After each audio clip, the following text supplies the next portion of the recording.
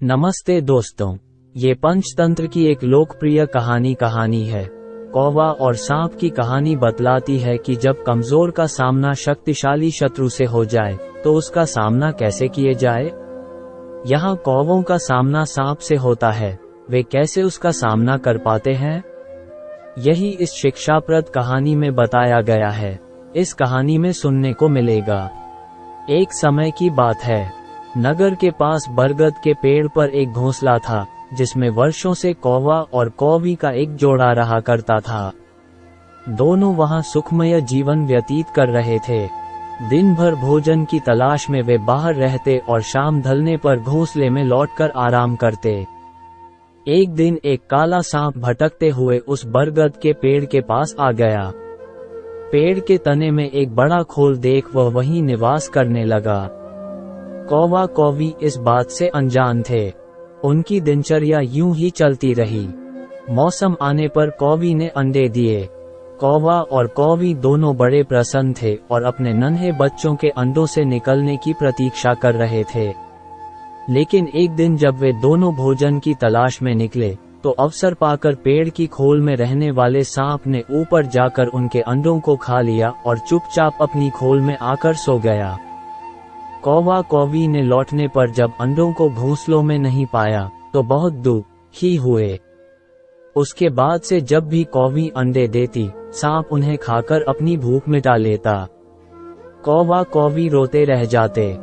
मौसम आने पर कौवी ने फिर से अंडे दिए, लेकिन इस बार वे सतर्क थे। वे जानना चाहते थे कि आखिर उनके अंडे कहाँ गायब हो जाते हैं। योजनानुसार एक दिन वे रोज की तरह घोंसले से बाहर निकले और दूर जाकर पेड़ के पास छुपकर अपने घोंसले की निगरानी करने लगे। कौवा कौवी को बाहर गया देख काला सांप पेड़ की खोल से निकला और घोंसले में जाकर अंडों को खा गया। आंखों के सामने अपने बच्चों को मरते देख कौवा कौवी तड़प कर रह गए। वे सांप का सामना नहीं कर सकते थे। वे उसकी तुलना में कमजोर थे, इसलिए उन्होंने अपने वर्षों पुराने निवास को छोड़कर अन्यत्र जाने का निर्णय किया। जाने के पूर्व वे अपने मित्र गीदड़ से अंतिम बार भेंट करने पहुंचे। गीदड़ को पूरा वृतांत सुनाकर जब वे विदा लेने लगे तो गीदड़ बोला, मित्रों, इन तरह भयभीत होकर अपना वर्षों पुराना निवास छोड़ना उचित नहीं है। समस्या सामने है तो उसका कोई न कोई हल अवश्य होगा। कौवा बोला, मित्र, हम कर भी क्या सकते हैं। उस दुष्ट सांप की शक्ति के सामने हम निरीह हैं। हम उसका मुकाबला नहीं कर सकते।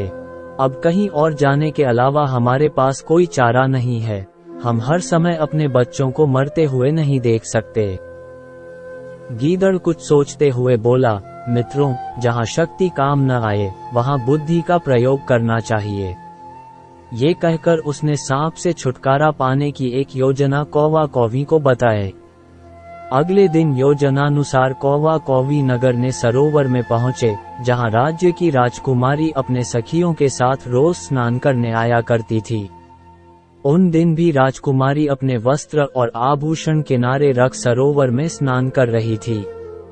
पास ही सैनिक निगरानी कर रहे थे। अवसर पाकर कौवे ने राजकुमारी का हीरों का हार अपनी चोंच में दबाया और काऊ काऊ करता हुआ राजकुमारी और सैनिकों के दिखाते हुए ले उड़ा। कौवे को अपना हार ले जाते देख राजकुमारी चिल्लाने लगी। सैनिक कौवे के पीछे भागे। वे कौवे के पीछे पीछे बरगद के पेड़ के पास पहुंच गए। कौवा यही तो चाहता था। राजकुमारी का हार पेड़ के खोल में गिराकर वह उड़ गया। सैनिकों ने ये देखा तो हार निकालने पेड़ की खोल के पास पहुंचे। हार निकालने उन्होंने खोल में एक डंडा डाला। उस समय सांप खोल में ही आराम कर रहा था। डंडे के स्पर्श पर वह फन फैलाए बाहर निकला। सांप को देख सैनिक हर्क में आ गए और उसे तलवार और भले से मार डाला। सांप के मरने के बाद कौवा कौवी खुशी खुशी अपने घोंसले में रहने लगे। उस वर्ष जब कौवी ने अंडे दिए तो वे सुरक्षित रहे। हमें इस कहानी से सीख मिलती है, जहां शारीरिक शक्ति काम न आए वहां बुद्धि से काम लेना चाहिए। बुद्धि से बड़ा काम किया जा सकता है और किसी भी संकट का हल निकाला जा सकता है। ऐसी कहानी सुनने के लिए हमारे चैनल को like, share, comment and subscribe करना ना भूले।